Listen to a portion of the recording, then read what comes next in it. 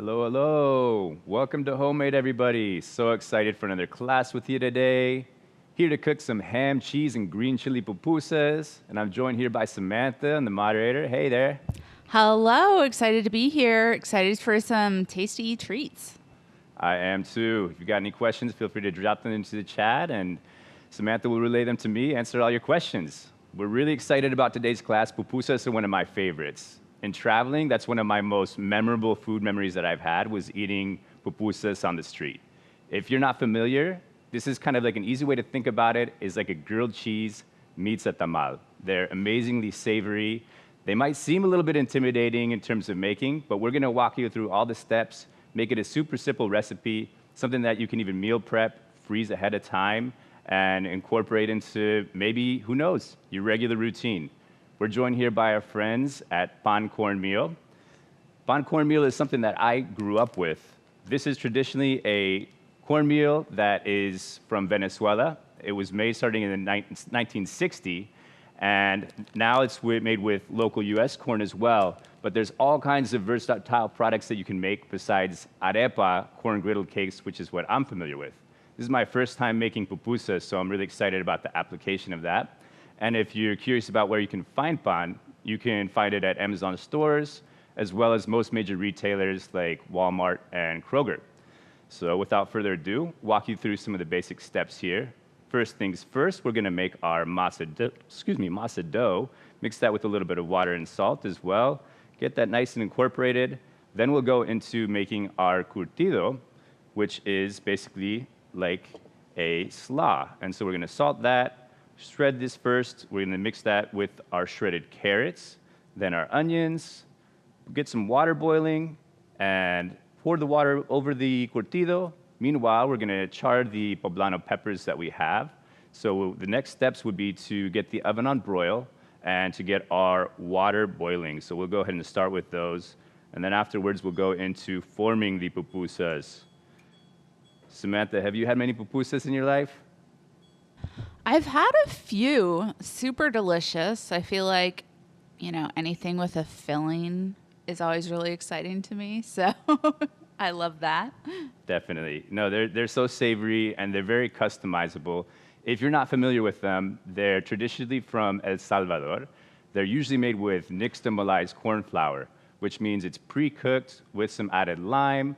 But in this case, we're using harina pan, which behaves similarly to nixtamalized corn flour. And what that means is that it's gonna really bind together because of how it's been cooked and make a really amazingly delicious dough. And so we're gonna get going with making this dough here. We have our corn flour mixed with just a little pinch of salt. We've got our water here. And we're gonna little by little incorporate this. And you could mix this with a spatula, but hey, we're gonna get our hands dirty and really get in there with our hands to make sure it's fully incorporated. Why do you wanna mix the flour first and then the water? If you were to do it the opposite, it might be a lot more likely to have kind of clumping, and we wanna make sure that we have fully incorporated water into all of the dough, and then spread out that salt in there as well. Make sure that it's fully spread out through the dough evenly as well. And so the origin, like I was saying, is from El Salvador, and the word itself comes from indigenous Nahuatl language. Pupusas means basically stuffed. And so thanks to them for the origins of this amazing dish. There's all kinds of things that you might traditionally find them stuffed with, whether that's beans and cheese, chicharron, which is fried pork belly. The world is your oyster, though. For today's recipe, we're going a little bit less classic, and we're kind of thinking deli counter meets some of those traditional Latin flavors of roasted peppers as well. And we want to continue just mixing, kneading really, until this is a nice, very like pliable dough. And we don't want to have any uneven clumps, so you don't want to feel any little balls of dry masa, dry corn flour. It's going to be fully incorporated. So I feel like you had told me that this was like the first cornmeal of its kind on the market. How did it work before this was available? Yeah, so that's a really good question. Yeah, so Harina Pan was the main producer of corn meal to make arepas and all kinds of other amazing masa products, whether it's tamales, whether it's empanadas. But before this existed, a lot of families had to go and have stone ground corn at like a mill. And not all of us have like a mill that we can take our grains to. And so this is really just an amazing solution to have an easy shortcut to make really delicious corn products. And this is what I grew up on. We, like I said, most people, we don't have a mill around us. This is what we relied on. So harina pan, corn meal is really kind of like, for us, it was one of the only products that we found to give us a taste of home and see ourselves represented on grocery store shelves in North America. So it's a really special product to us for that reason. That's awesome. We do have a question in the chat here, which is, are yellow and white harina pan interchangeable here? Yeah, you know, the pupusas are traditionally made with white flour. There's a slightly different flavor to the yellow, but I would say that it is possible to use the yellow. It just wouldn't be traditional. If you want to stick with the traditional method, the recipe, you're going to use the white. But that's a good question. Awesome. Thank you for that. And then for those of you who are wondering, pan cornmeal is actually totally gluten-free. The only ingredient is really corn itself. So no additives or anything like that. It's a really simple product. And we're just getting this to the point where if I kind of give it a good imprint, it's not cracking or anything, and I don't feel any clumps with the masa like I was saying, so it looks like we're just about there. And then we're gonna just kind of let it sit for at least a couple minutes. If you're letting it sit for, say, longer than 10 or 15 minutes, then the best thing would be to cover it with a slightly damp cloth, just to make sure you don't lose any of that moisture, because it can dry out a little bit. Just gonna give my hands a good wash, and then we'll get into this curtido, this delicious slaw.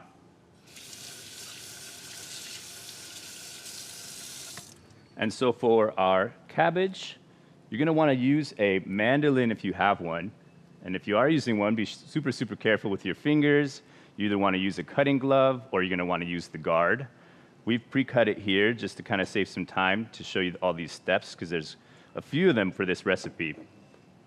But first things first, we're gonna get this going with some salt. And so we're gonna give it a pinch, about a teaspoon or so, and fully incorporate it with our hands.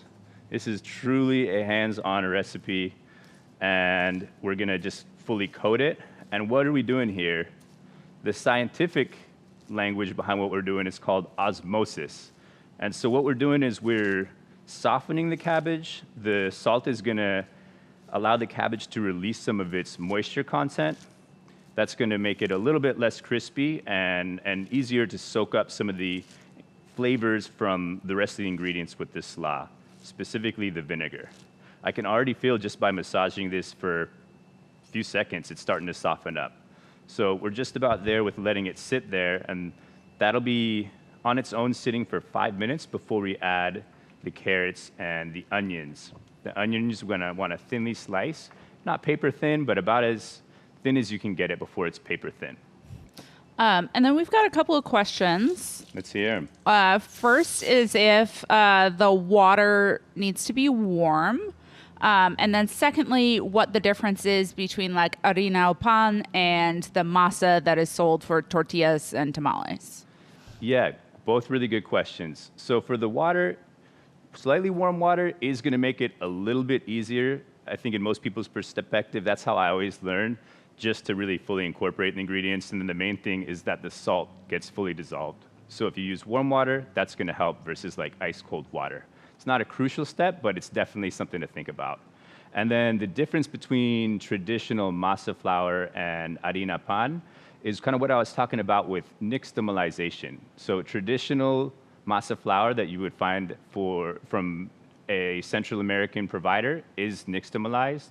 And harina pan, as far as I know, is not nixtamalized, but does behave very similarly and create finished products that are similar to nixtamalized corn. So we've got this salted here. The next thing we want to do is we want to char our pepper. So we've got the oven on broil. Got a sheet pan here lined with just a little bit of foil to make less of a mess and also help kind of radiate some of the heat back up into the pepper a bit more. And so we're gonna put this on high broil just for about a couple minutes per side. And I'm gonna show you kind of what color you wanna bring this to. Here, I've got a jalapeno just to show you, but remember, we wanna use poblanos if we have them. And poblanos are really gonna give it this amazing smoky flavor. Just gonna turn this water down since it's already to a boil. And we're gonna want to get this kind of in between a golden brown as kind of it's getting towards that blackened state. We don't need it fully blackened, but what we're doing with this is releasing some of the sugars from the skin especially, but throughout all of the pepper. So it's gonna just be a much more flavorful pepper by doing this. And then we're charring the skin enough so that we can peel it off. So you can use store-bought chilies. That's definitely something if you're not feeling like it's worth the effort, or if that's just kind of what you have on hand, you can use canned chilies. It's not gonna be quite the same. You're gonna be missing out on a lot of that flavor if that's the route you go. So I think it's totally worth the extra energy. We're gonna pop this in the broiler.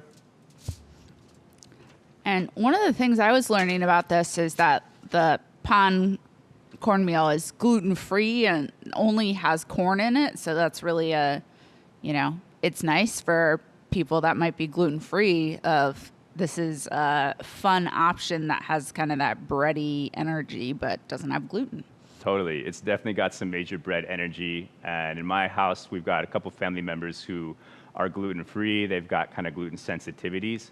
So arepas kind of became our daily bread, as they are for a lot of South Americans, for Venezuelans and Colombians. 3 out of 4 of them start every day with an arepa. I'm not sure about the statistics with pupusas and folks from El Salvador, but I bet you they eat quite a few pupusas as well. So we're just about here with 5 minutes of resting time with this salted cabbage. And at this point, I'm gonna give it just another minute here just to be sure. In the meantime, we can get going with this sliced jalapeno. If you're someone who's a little bit averse to spice, this is an option. You don't have to include this. But if you're a spice lover like me, this is the chance to add it from a different angle. We've got some spice coming into the pupusas from the poblanos, but this is kind of more of the main spice from the dish is through these sliced jalapenos. If you're also wanting some of the flavor of the jalapeno, but not the spice, you could remove some of the seeds, but we're leaving them in there. It's just slicing pretty thinly. It's okay if they're not totally uniform. And we're ready to go with adding those towards the end. First things first, we're gonna add this carrot, and then give it a good mix. Make sure it gets coated with some of that salt as well. Let it sit there for a minute. And what is the difference, for those of us who don't know, between a pupusa and an arepa? Ooh, good question. This is getting technical, and there might be some varying opinions. There's many different kinds of arepas, so it's a little bit hard to answer that question universally. There are some stuffed arepas that are extremely similar to pupusas, but usually arepas are a little bit thicker and crunchier than a traditional pupusa. There's very few arepas that really have that kind of like soft consistency that a pupusa does. A pupusa is just going to be lightly seared and charred on the edge, and you could really almost dig into it with a fork. You won't necessarily need like a fork and knife to get through it. And pupusas are normally stuffed and arepas are normally not stuffed. Is that correct? Sometimes. Yeah, well, depends on who you talk to. Depends on who you talk to. Depends on what region you're in. I think there's about over 30 different kinds of arepas. So there's not like a universal answer, but sometimes arepas are stuffed, especially in Venezuela. That's kind of the variety that a lot of us are used to.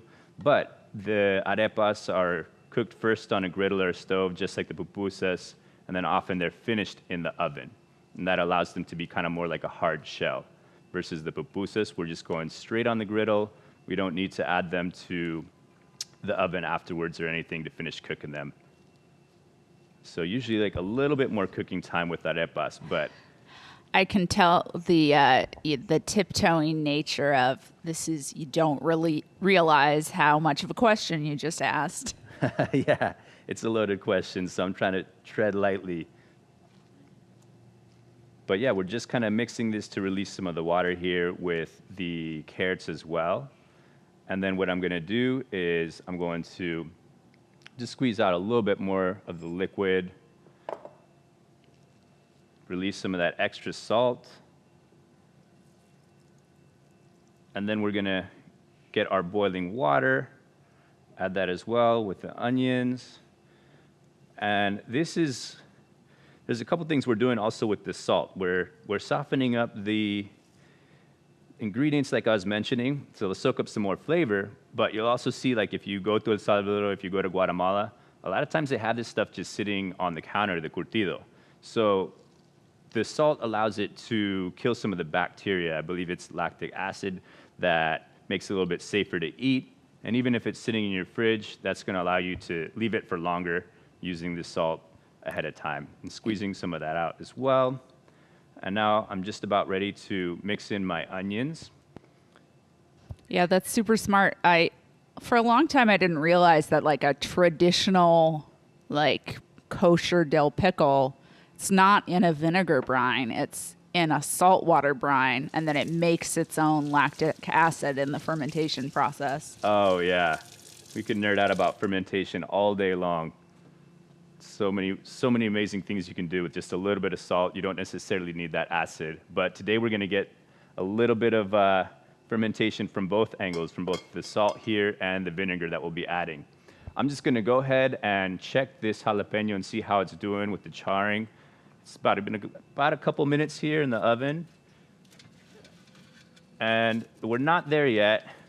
You can see that it's starting to brown, but we really want it to be more towards that fully colored brown across the whole thing, starting to blacken before we can really, really get that skin off and get all the flavors we want.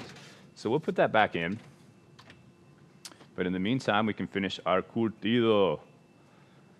Just gonna go ahead and mix in this onion, just a little bit more. We'll fully mix everything in just a bit. But for the moment, we can pour over this water. This is really what's going to continue to also soften up those vegetables. It's going to kind of par cook them just a little bit more. And I think part of the reason is, once I was saying before, is like this is a way to safely eat fermented foods without refrigerating them, but it's also going to allow them to soak up all those delicious flavors. And so we're going to strain that in just a bit, but for the moment, we're going to let it sit while we move into some of the rest of the ingredients here. So somebody had a question of if you've ever tried cooking pupusas in an air fryer, or any recommendations you might have for that. I know lots of people love their air fryer. That's a great question.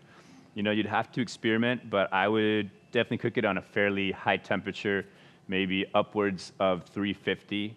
And you'll have to experiment with the time. Every air fryer is a little bit different from my experience, but it's going to probably be at least 5 minutes. Usually what I found is the air fryer takes a little bit longer than traditional cooking method of just cooking on a stove top. So I would check after 5, and if you're seeing some kind of golden brown crispiness, then you're probably good. Otherwise, just keep adding a couple minutes at a time and checking that increment and see how you're doing. So we're gonna get going with our masa and the forming of the pupusas. So this is the fun part, guys. This is a great thing to do with kids, or hey, if you just want to kind of like bring out your inner child, this is a perfect way to do it. I love working with my hands. There's something that's really just like, I don't know, medicinal almost about getting to play with your food in this way, and this is a good excuse to do it. So what we're gonna do is we're gonna form these into balls of just about slightly bigger than golf ball size, no more than about 2 inches in diameter.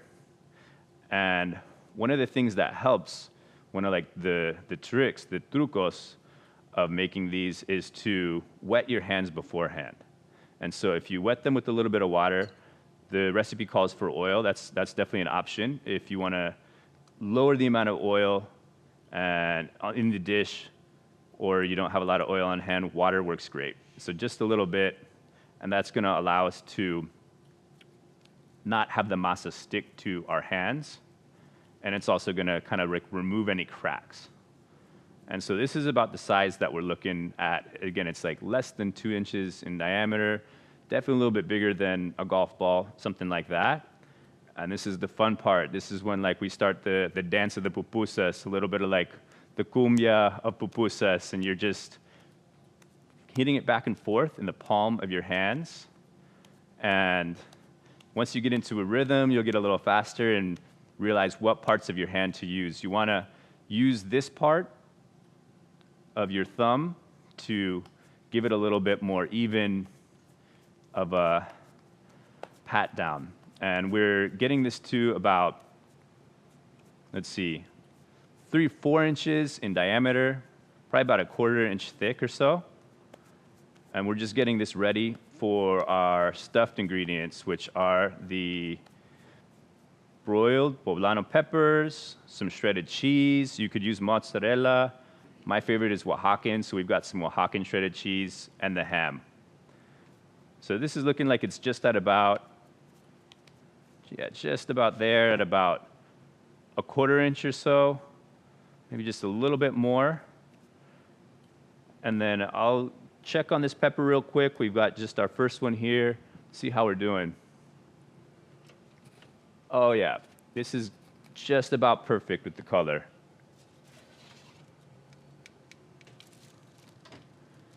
So you want to give it a good rotate, but this is what we want for the coloration of each side. It's kind of like more towards the blackened side than browned. You want to give it a good rotate and then broil the other side as well. But for the sake of time, I'm going to continue going with the rest of the ingredients. Once you have this guy to this color, this is when you want to put it into a metal or a ceramic pot, cover it with a little bit of plastic, and basically let it steam. That's going to make it easier to peel. The easiest way to peel is to run it under a little bit of water, but I'm going to recommend you don't do that and follow the recipe and do it with a spoon. The reason is because you lose a lot of that delicious pepper flavor if you wash it. So you're going to just scrape it with a spoon. You can kind of peel it off with your hands after about 10 minutes of it steaming. And then at that point, you can cut it open, remove the seeds also with a spoon, and then cut it into small little strips or dice, whatever your preference is. I love to, I don't know if you've ever done this, but I will often, like, when peppers are a good deal, buy them, roast them all, and then, like, freeze little Ziploc bags of, like, already roasted ones. And I think that kind of gets the benefits of, you know, a can of chilies, but also, you know, maybe you don't have chilies that day. I love it. That's kind of a way to cook with the seasons, too. Yeah. Like here in the Northwest, we got a pretty short pepper season, so we got to take advantage of having fresh local peppers when we can from the farmers market and places like that. And this is a great way to have them prepped. What I like doing is just blanching them, having them in a little bit of boiling water before I'll throw them into like a vacuum sealer. Maybe we'll pickle some as well, and we're eating peppers throughout the year. Yeah, I have a real produce stand weakness. My husband gave me grief when I came home with like an entire like box, like case of corn. It's like 75 ears of corn or something. It's like, okay, well, this is a little excessive, which is true. But, you know, I grilled all of it and then I cut it off the cob and then we had corn in our freezer. It was awesome. That sounds like something I would do. I love it. Yeah, it's like the project mindset, and sometimes my eyes are a little too big for my to-do list. Amen, me too, but sometimes that's how you just end up with deliciousness, and it forces you to be creative with all your ingredients, right? Exactly. Somebody was asking about using a tortilla press, if you can use a tortilla press to form these. Tortilla press is a little tricky because tortilla presses are engineered to, well, make a tortilla, which is much thinner than a pupusa. And so if you've got some real finesse and you're good at lowering it just to the right amount of pressure to have it still be pretty thick, again, about a 1/4 inch or so, less than 1/2 inch, you could use it, but I find that a little bit tricky.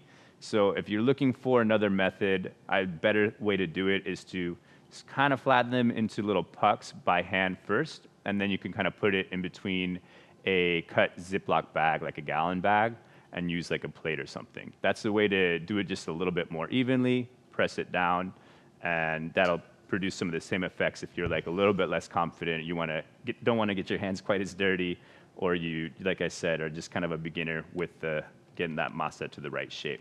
Yeah, I wonder if you could do it with like, a couple of silpats and on sheet pans or something. Like, yeah, absolutely. I think that's a good method as well. So I'm just going to get a couple of these going. And this curtido is looking like it's just about there with straining here. So I'm going to go ahead and get that going. If you have a colander, that's a good way of doing it. Don't have one quite here on hand, so I'm just going to be creative with this bowl. Make sure I don't lose any of that goodness with the veggies.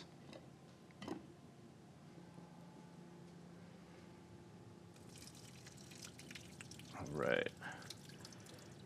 And then we'll continue straining a little bit by hand with that before we add our jalapenos and also the apple cider vinegar.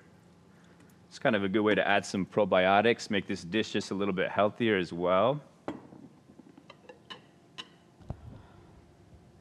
Well, and there's so many prebiotics. Prebiotics, there you go. Already in the slaw with, all the veggies and stuff. That fiber is so great for our guts.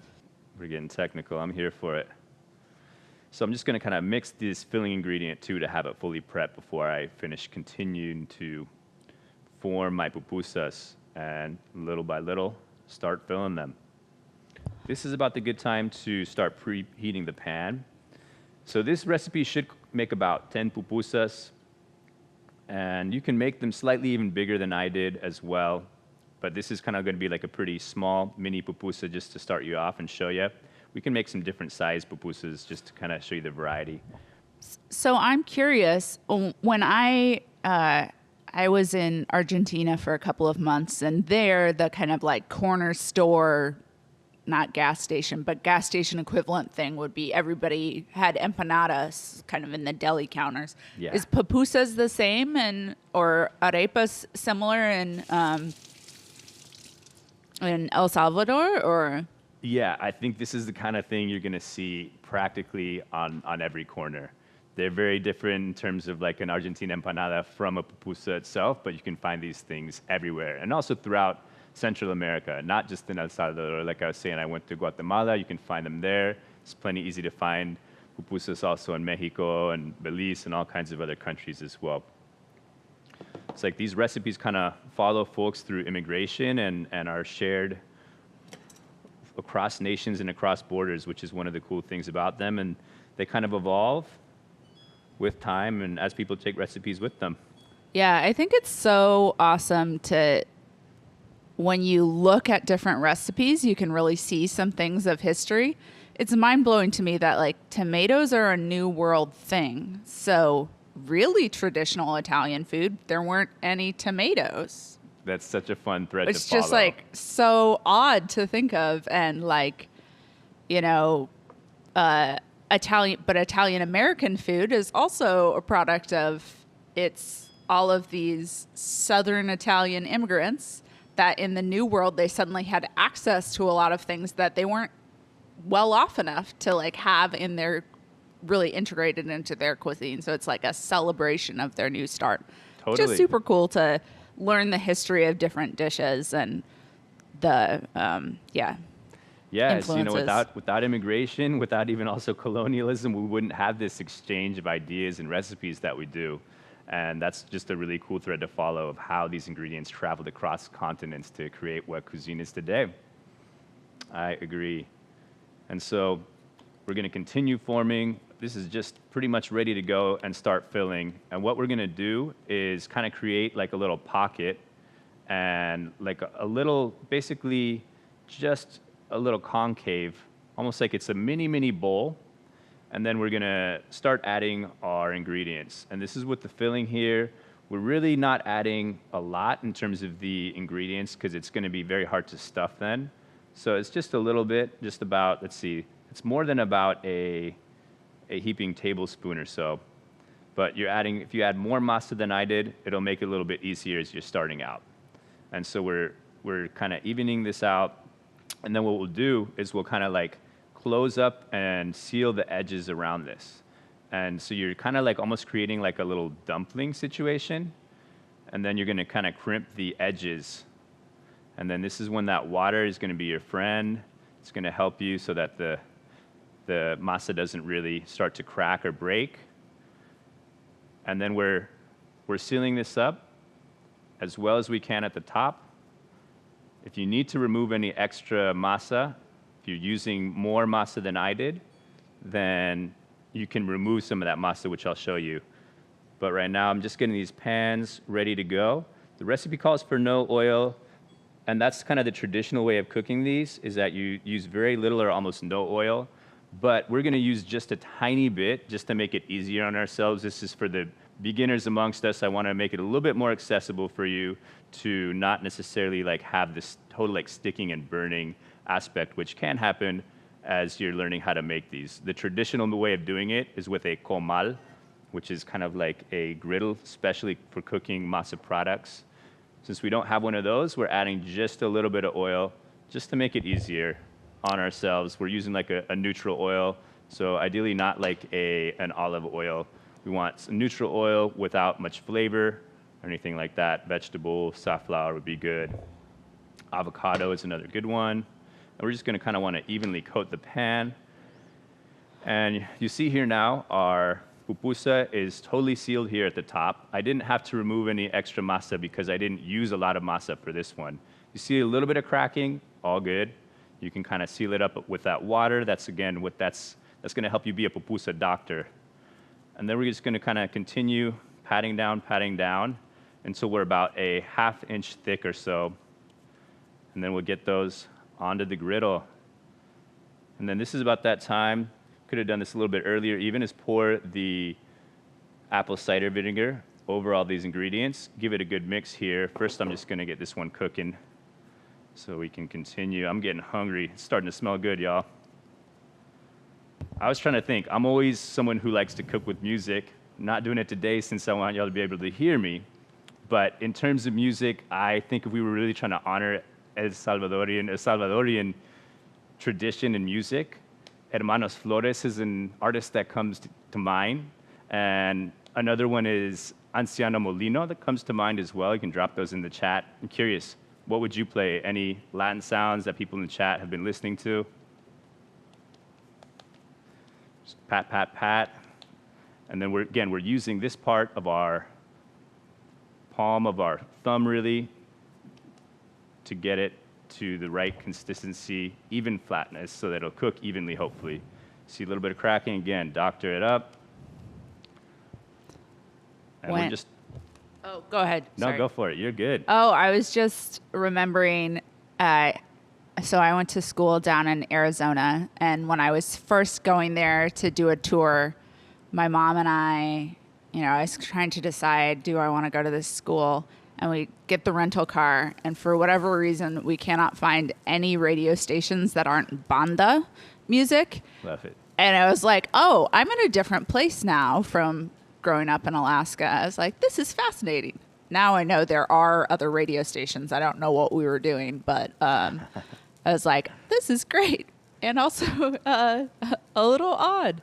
But I think it's so fun to, especially when you're cooking a recipe from a culture that you're maybe less familiar with, to kind of immerse yourself, try listening to some music or finding a beverage to drink with it that's also from the area. I have a good friend that she and her kids during COVID, they like traveled the world via like every week or every other week was a different country.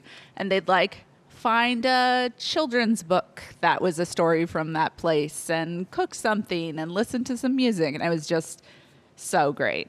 That's so fun. Yeah, for me, it's like music is just totally going to help you set the vibe, maybe dive a little bit more into the culture of that food you're cooking. And that's a fun idea also with the pairing of the beverages. I want to know, what else would folks think of pairing with this. What comes to mind for me is aguas frescas, basically fruit-type juices infused with citrus. Hibiscus is one.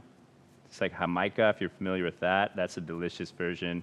Curious what other ingredients people would put into a juice or an agua fresca, maybe a cocktail. If that's the direction people are leaning in. Drop it in the chat. I want to know.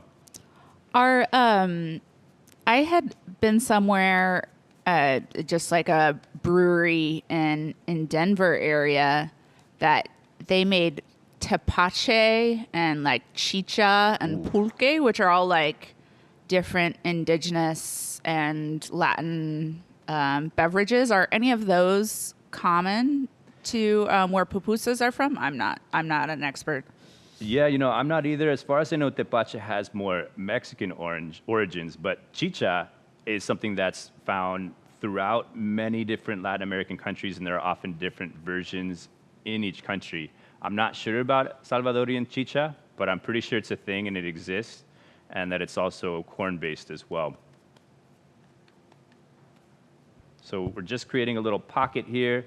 This is a slightly bigger version than I had made with the other. This is going to make it just a little bit easier to form, and first put some more ingredients than we did. Use a little bit more filling as well. Going to kind of try to evenly just get it into a nice center pocket. This is probably about a tablespoon and a half or so, maybe closer to 2 tablespoons. And ideally nothing around the edges too much. Oh, and Cindy has a challenge for you once you're done with this one. Wants to see, like, what's you at, full speed making how fast can you make one? Oh, wow. Yeah, that is a challenge. I'd be curious. I'm trying to do it with some finesse here, and I am no pupusa expert. I've made them a few times in my life. I had a friend who had a pupusa pop-up, and so in that moment, I had to jump in and just go full speed. But I think my full speed was like her half speed.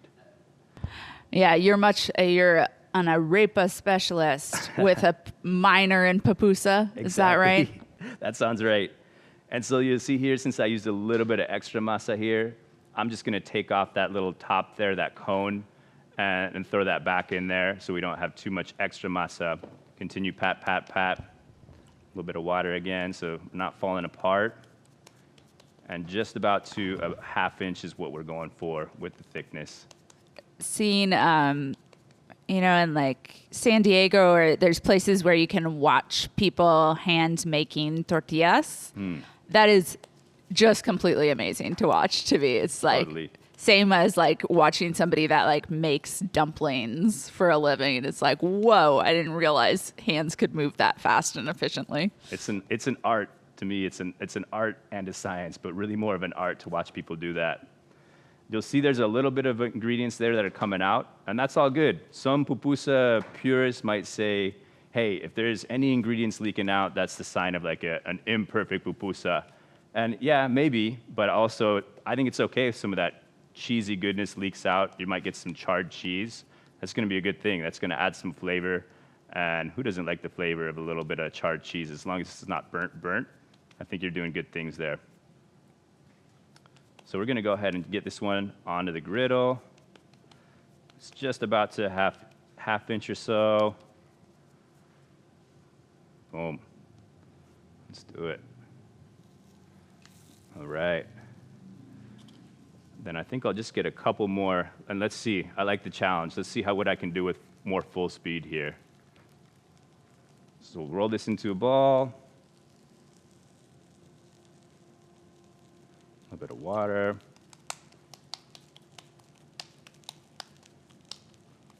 This is messy business. This is not for the faint of heart if you're scared of getting your kitchen just a little bit dirty. But hey, it's totally worth the mess. And I think you can make much more than this quantity and meal prep. Why not make a whole bunch and then freeze them and just have them ready to go? You could separate them with a little bit of parchment paper. And this is something that's like a really great grab and go snack, maybe like as breakfast, lunch, or dinner to me. Could be any of the three, even like a little snack. I think they're very kid friendly. I've met very few kids that don't like all these ingredients, and so this is something that you could feed the whole family with if you got kids in the house too. Yeah, and I love the idea of this is something where if you made a big batch of the masa and the filling, this is something that easily could be kind of parallelized. You could have your teenager and your husband and your, whoever helping you actually form them. Totally. It's a good group activity. You got little ones in the house. This is something I think they would have fun with too. It's kind of like edible Play-Doh. Yeah. That's exactly what masa is to me. And somebody was asking, if you freeze these, do you defrost them before cooking, or would you just cook from frozen? Yeah, I would slightly defrost them. I think that's when the air fryer could do really good things, because you can easily cook things from frozen. Maybe just do it at a lower temp than if you're doing it fresh. So I would defrost it a little bit first. It's just going to make it easier if you're doing it on the stove top. But experiment. I have not cooked pupusas from a frozen state, so you'll have to experiment a little bit at home and tell me what works. I'm curious. You could probably even do something like where you cook it, kind of par cook it, and then heat it up in your toaster oven or something like that, where you've already got a little bit of the crispiness, and then this is just defrosting and re-crisping. Absolutely. And you'll see there's just a little bit of the coloration. We definitely don't want it further brown than that. That's just about the maximum. So you're going to get a little bit of crispiness on the edge. Then you'll still be able to really easily get through that with a fork. You might not even necessarily need a knife. But they should hold it together enough that you might be able to eat them with your hands, have it be a hand snack. Traditionally, though, you would eat it probably with a fork, just because you're going to want to also get bites of this curtido. You might also have some beans on the side to go with it.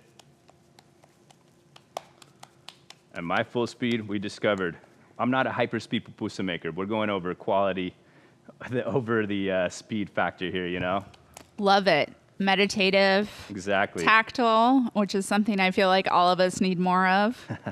Gives us a chance to chat, too, which I like. All right. Let's fill this last one here. And then I'm going to get this on, give that curtido a good mix, and we're just about ready to try one and eat, see how we did. If folks were to cook in pupusas at home, if you were able to customize ingredients, what are people excited about? What do you think you'd put in? Drop it in the chat if you have any unique ideas for how to customize them.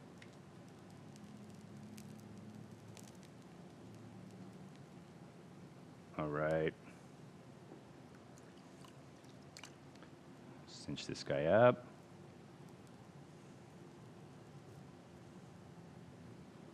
It really is kind of like making a dumpling. It's so similar in so many ways. I feel like this might take a little less finesse than most dumpling formations with the way you fold them at the top, though. It's a little bit more simple, which is nice. And then let's get this guy on.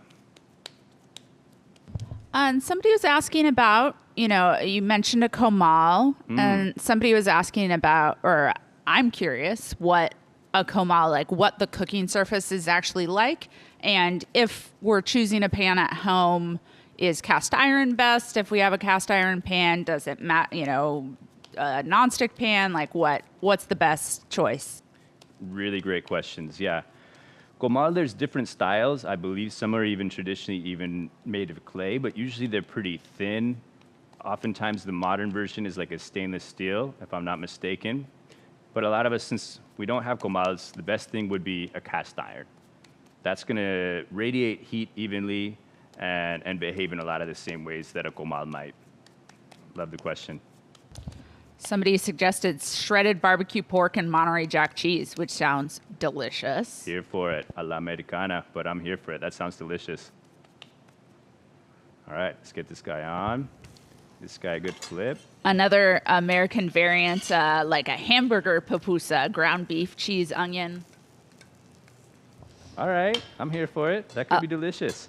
I love it. My favorite empanada flavor was sauteed onion and cheese. That was super good. Oof, maybe some caramelization on those onions especially. There's a million different routes you could go, and even keep it vegetarian. I'm thinking if you wanted to have some of the more umami, meaty components, some mushrooms, maybe some shiitakes would do great things with this mixture too.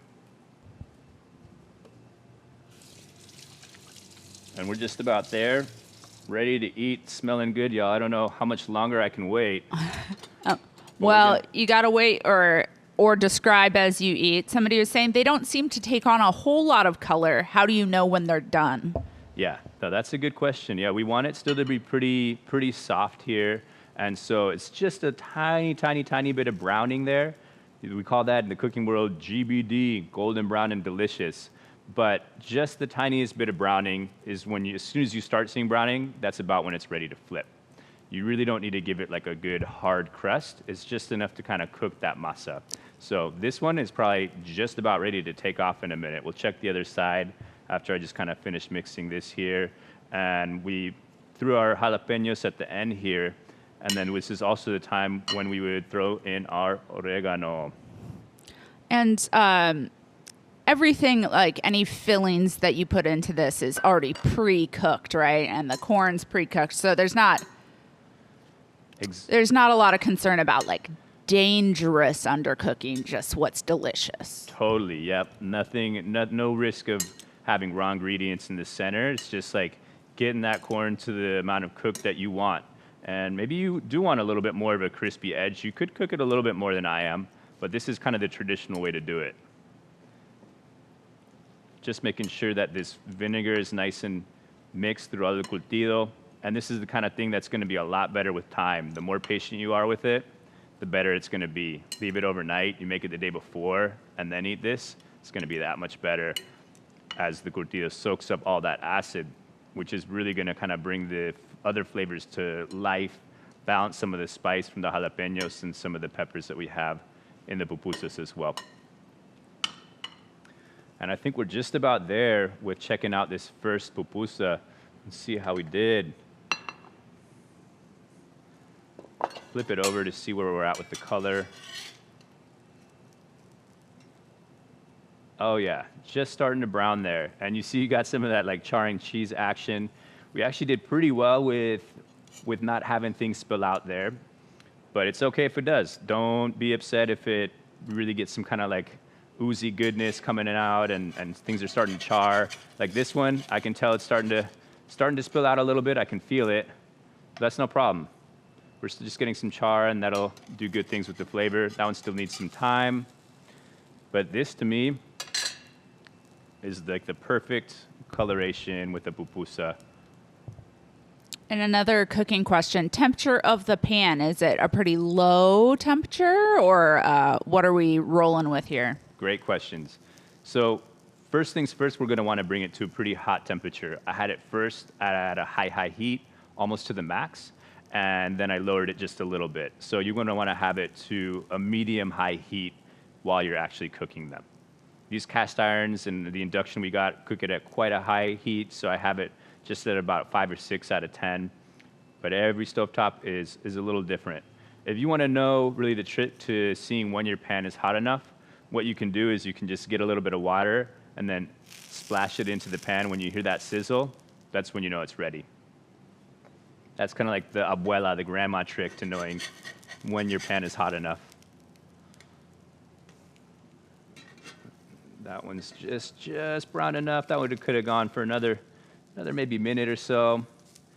But I think I'm going to let these keep cooking. And in the meantime, I don't know how much longer I can wait to eat, y'all. Let's give this a try. Get a nice scoop of the curtido. Hopefully we have some jalapeno slices in there as well. Drain a little bit of the liquid here. But I think that liquid is going to also do nice things to soak up some of the masa from the pupusa itself. So it's okay if there's a little bit of liquid in there. And somebody was asking, Steph was asking, what meal are these traditional for? Are there dessert and or breakfast pupusas? There's definitely breakfast pupusas. But I think that a lot of these classic ingredients that I mentioned, the bean and cheese, they could be eaten at all times of the day. You can correct me if I'm wrong, if there's any folks who know better than I do, but from what I've seen, they really are eaten at all points. Dessert pupusas, I have not seen, but I'd be really curious to experiment or know if they exist. I think you could do some amazing things with more, say, like a berry mix. Even I'm curious about like a nutty, even nut butters, peanut butters type thing. That's absolutely not a classic thing, but I would be curious what it would taste like. There may be more traditional dessert pupusas, but not that I know of. For the most part, what I've seen is the savory versions. Just gonna And give we're us- just continuing to torture you before you can take a bite. Are these traditionally eaten hot or at room temperature, cold? These are traditionally eaten hot. Yeah, you definitely want them kind of like fresh off the griddle. But you could eat them more at a room temp type thing if you're like serving a crowd and they're sitting there on a plate. You could eat them at a more like a room temp situation. But if you've got cheese in there, what you're not going to get is that melty cheese action, which is usually a big part of most pupusas. And I love the questions, y'all, but I am ready to dive in. I don't think I can wait any longer. Let's see how we did here. This looks nice. I can see some of that melty cheese action. You can even throw more filling than I did, make them slightly bigger, but this looks nice.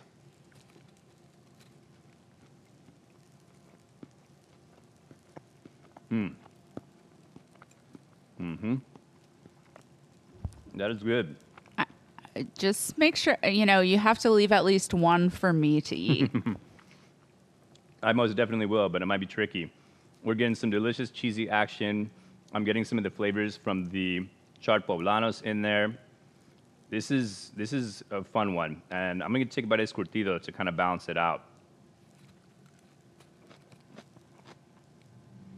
The citrus and the crunch really just kind of ties it all together. The two really go hand in hand. You could do bite for bite, or I think even mixing them together, putting the curtido on top, would also be amazing. And so, since this is often eaten with a curtido, or curtido, is it normally eaten with, are they normally eaten with a fork or with your hands? I've seen people do both. I've seen a lot of people do the fork, but I've seen people eat them by hand. I say no rules with how you want to eat it. Do whatever feels right to you at home. And thanks so much for joining me, everybody. Thanks to Pon Cornmeal. Again, you can find it at Amazon stores, all your major retailers, Walmart, Kroger. If you want to join us again for another class tonight, we're going to be cooking some sweet potato egg bennies with Chef Nico at 4 p.m. Pacific, 7 p.m. Eastern. Thanks, everybody.